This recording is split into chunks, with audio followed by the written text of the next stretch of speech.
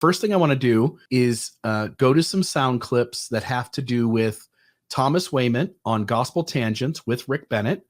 And these first set of sound bites are going to talk about how Rick Bennett, secondarily, Thomas Wayment primarily, feel and think and what the data says about the Joseph Smith translation. Here's the first one. This is one of those struggles. It kind of relates to the Book of Mormon. Is the Book of Mormon a translation or is it a revelation? And so the Joseph Smith translation, we use the word translation.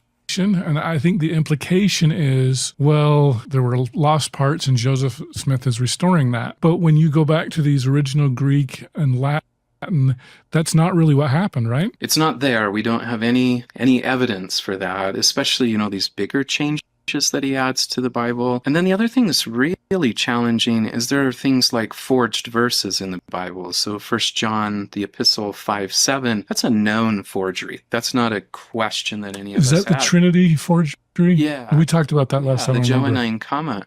And so he leaves that in, and that becomes problematic. In Gospel of Mark, our manuscripts end at chapter 16, verse 8, but he leaves 9 through 20 in. And so you have to ask yourself, in a fair way, and not to be critical of it, to say, what is this thing? It's really not giving us the best manuscript tradition. It's giving us something else. And I think the problem, what was so hard for people to hear from me, is that the work was initially characterized as me claiming that Joseph plagiarized. And I don't believe that in him for a minute. I don't think he sits down with a book and kind of creates the JST from it. But I think other people are talking about the Bible the same way he does in his day. They are changing order of verses, they're adding this word here to clarify, and those things are appearing in his translation of the Bible.